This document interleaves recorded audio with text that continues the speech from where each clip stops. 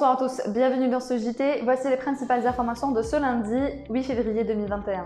L'origine des financements de la campagne électorale lors des prochaines élections sera sous le microscope et la surveillance de l'autorité nationale indépendante de surveillance des élections. C'est ce qu'a affirmé le président de l'autorité Mohamed Sharfi sur les ondes de la radio nationale.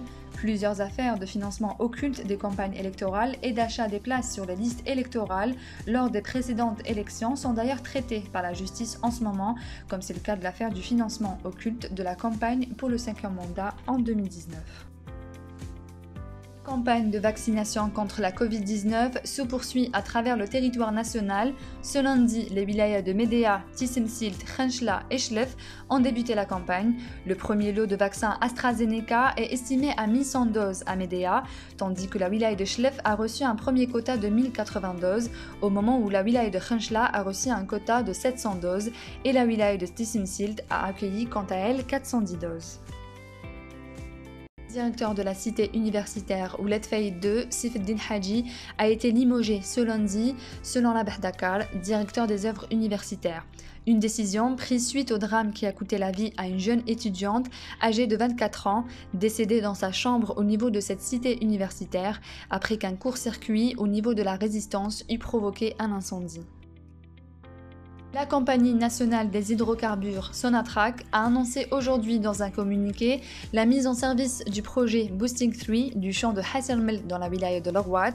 Le projet est entré en exploitation avec ses 3 stations, sud, centre et nord, et ce, après l'achèvement de la phase de commissioning de la dernière station nord, a indiqué la même source.